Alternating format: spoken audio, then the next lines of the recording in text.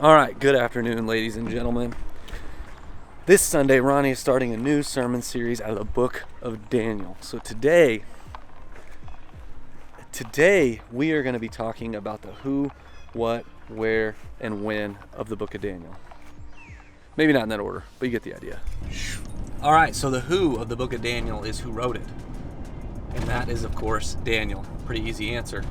There's not a whole lot of information on Daniel, but here's what we do know. We know that he lived in Judah during the reign of King Josiah. Now, Josiah was actually a good king, but we'll talk more about him later. Eventually, he would end up in Babylon, and he would rise to the place of the royal court for King Nebuchadnezzar.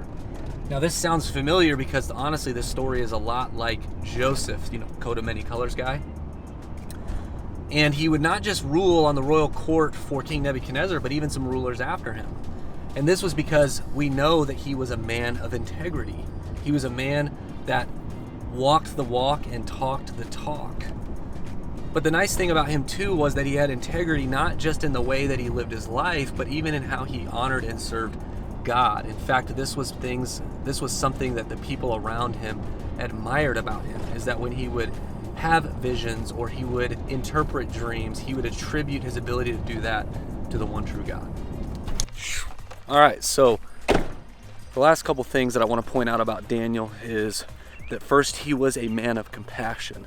He's a man that once he got integrated into Babylon, he loved those people.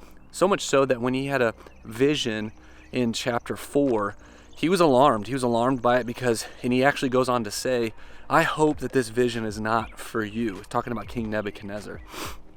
I hope it's for your enemies.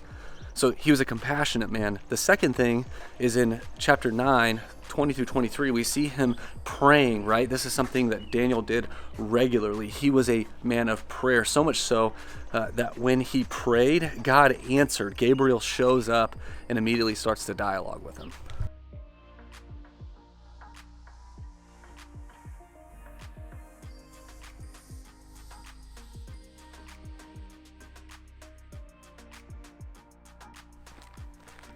So, this brings us to the when and the where. So this all takes place in 605 BC. We know this because of who was reigning at the time, King Nebuchadnezzar of Babylon and King Josiah of Judah. Now, the biggest question I had when coming in, and this is the where question, is why were they in Babylon, right? What we know from the Bible is that Josiah was king, and he was a good king. In fact, in chapter 34 of 2nd Chronicles, we see that he was a good king who restored their worship to the one true God, restored the temple, and everything seemed to be going great. But then in the next chapter, chapter 35, Egypt is going to attack neighboring countries. In fact, they're waging a war with Babylon. And Josiah goes out to meet the king of Egypt, and because he doesn't like what he's doing. And when he goes out there, the king of Egypt, under the direction of God, the Bible says, you need to leave, right? This has no concern for you. I'm doing what I need to be doing. You need to mind your own business, right? It's kind of like what I tell my son sometimes is you need to worry about yourself. Well, Josiah doesn't like this answer, and so he disobeys that directive, and he disguises his identity along with his people, and he attacks Egypt. This doesn't go well for him, and why would it? And so when he attacks Egypt, he's killed, and a new king takes his place, and his name is Jehoiakim. Jehoiakim was a bad king. In fact, in 36 verse 5 of that same 2nd Chronicles book, it says that he did evil in the sight of the Lord. He did evil in the sight of God. So he takes over, aligns himself with Egypt, because they had killed the king, took over Judah. And then just a few months later, guess who comes in and overthrows Egypt? Yeah, Egypt didn't win their war against Babylon. And so as a way for Jehoiakim to align themselves with Babylon, he gives them offering of treasures and other things. And one of those things is people. And so Daniel ends up being one of the people exiled to Babylon.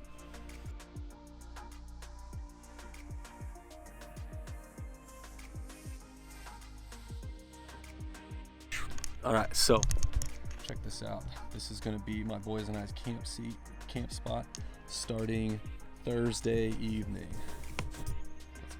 Geese over there, another camper, fire pit. It's gonna be great. They've been asking me to camp for a while, so it's gonna be awesome.